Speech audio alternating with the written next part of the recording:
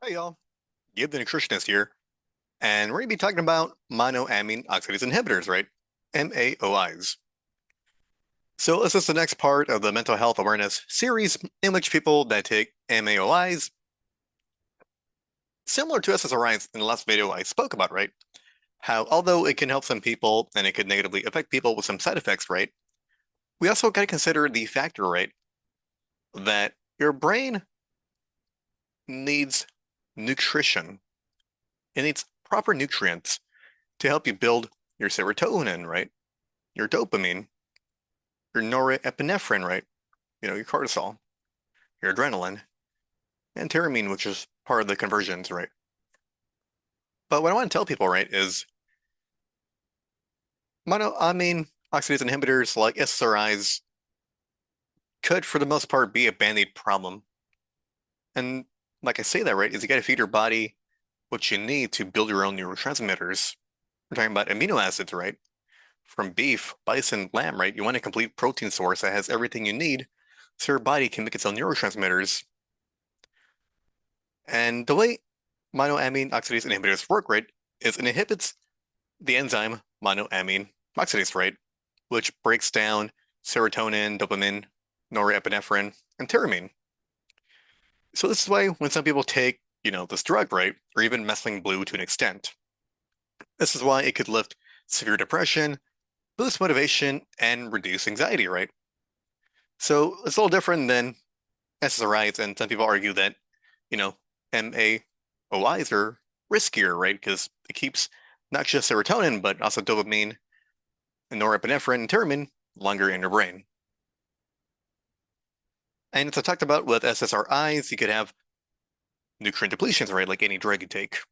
This could be B6, B2, iron, magnesium, and folate, which is B9. Excess neurotransmitters may strain methylation and your detox pathways, right? Especially if you have a problem with methylation, right? Some people have the BRCA gene or the SNP gene. There's about 15 to 20 different genetic mutations that could happen that could affect the way your body methylates certain things. You could also have hormonal disruptions. And the thing is, long-term use could increase cortisol and it could increase your estrogen.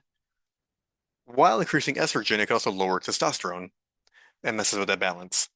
And to an extent, it can also shift your gut microbiome for better or for worse. It's kind of mixed. So here are some of the potential side effects, right? And this is why doctors are hesitant to put people on monoamine oxidase inhibitors, right? And they prefer SSRIs because the problems are different. And this one is going to be hypertensive crisis, right? So when you have too much tyramine building up in your body, right? It could cause a sudden blood pressure spike, increasing the risk of stroke, right? So if you're prone to having heart attacks or heart disease, this could exacerbate it and cause this problem. And then you have serotonin syndrome, right? Where if you mix it with SSRIs, SNRIs, certain supplements, 5-HTP, tryptophan, methylene blue, and different herbs that increase serotonin, right? It could give you a fever, cause agitation. It may give you a seizure, and it may put you in a coma, depending on the severity of how it happens, right? So again, for this reason, this is why doctors usually prefer SSRIs as this can be a little more potent. For some people, right, they have severe hypotension, right? The blood pressure could drop really low, and this can happen usually people that are older adults or that drink a lot of alcohol. And I always tell people to, when you talk to your doctor, be honest, right? If you're doing drugs, you're doing herbs, you're taking supplements, or you're taking other, pharmaceutical drugs, right? Tell them everything you're taking, right? Even tell them about your diet so they can see if there's something affecting the way your drug works, right? So again, right, if you're taking methylene blue, right, this can fuck with you and cause some of these problems, right? You want to avoid problems. And always just tell them, right? Even if you're doing illegal drugs, right, like weed, cocaine, whatever it is, right? I mean, I don't care, right? You have your relationship with your doctor, right? And it's private and it's sacred.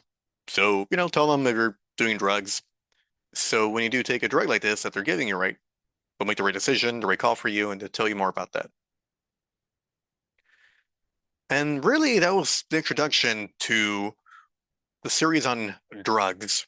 And the reason I want to talk about drugs, right, is because people have addictions, right?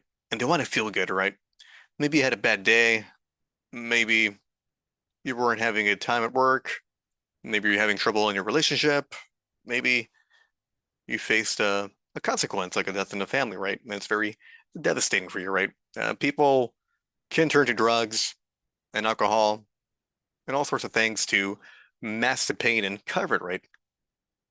And it's a normal part of the human process to, grieve and to have bad days and, to go through periods of time where things aren't great, right? You may not be happy for a bit.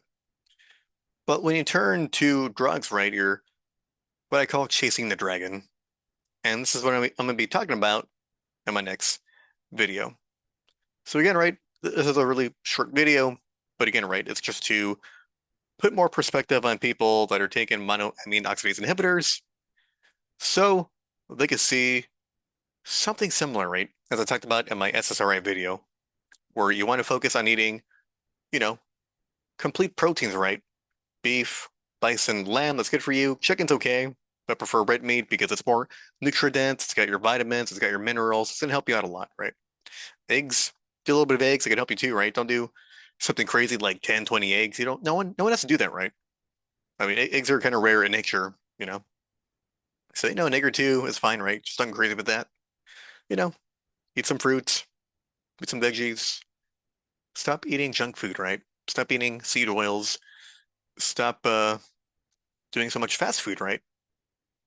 You want to be able to cook whole, healthy food for you. If not, find a person that can do food prepping for you. I know there's a lot of businesses out there that can do that. There's always a way and a solution, to get better, right? So you can make your own neurotransmitters, right? So you could improve your own mental health, right? Without being reliant on drugs, right? Because humans are what they eat, right? If you eat garbage and if you eat like shit, you're gonna feel like garbage and you're gonna feel like shit, right? You eat good quality, wholesome foods, right? That's gonna nourish your body. You're gonna feel good. You're gonna feel greater. You're gonna feel better, right?